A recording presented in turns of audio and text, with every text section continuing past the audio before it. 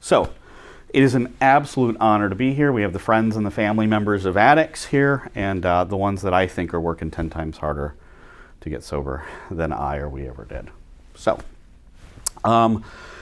we titled this, "What Can I Say to Convince Them to Quit?" And the reason we came up with that title is because this is the question that my mom would have sold her soul for the answer to.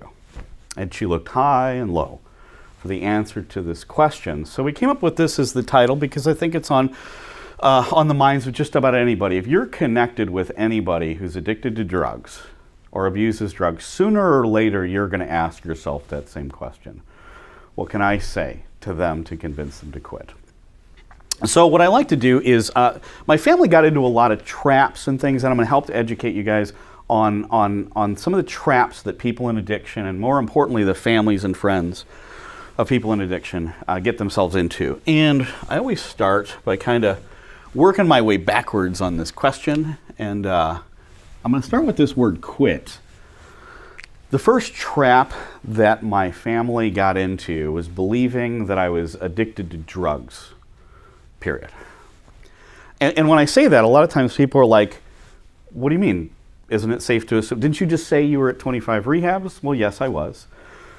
Isn't it safe to, well, maybe I heard him wrong. Maybe it wasn't drugs, maybe he's a gambler or something like that. No, I was addicted. At one time or another, I was psychologically and or physically dependent on almost every mood-altering substance.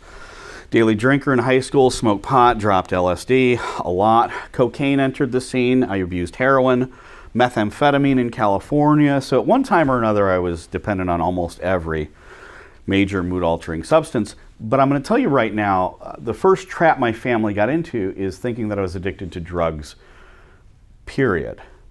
And I'm going to tell you right now that the drugs were not the problem. The drugs are a symptom. They are a solution to a problem, but they are not the problem.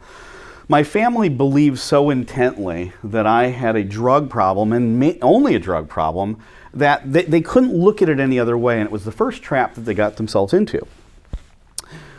So intently did they believe, and it seemed to make sense, because if you look at the narrative of my life, it looks like I'm doing well, and then I use drugs, and I mess up, and I lose a job.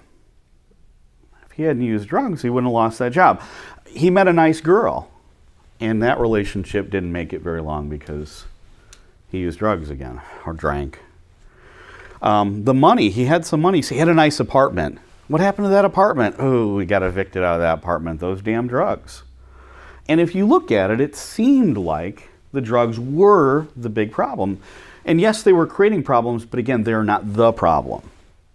My mom's life was divided into two halves.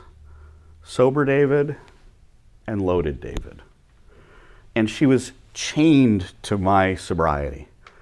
If I was loaded, it meant I was not doing well.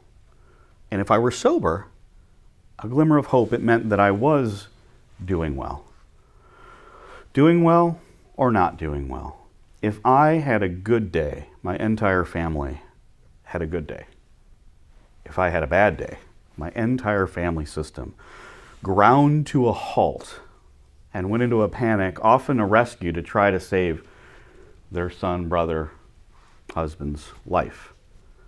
My family didn't know any other way to look at it. If you remove the drugs out of my life, I'd be the CEO, or I would be the President of the United States. That damn Trump took it from me, though. She knew in her heart that I'd be the doctor or the lawyer if you took the drugs out of the picture. And it seemed to be the truth. But I'm going to tell you it was a trap.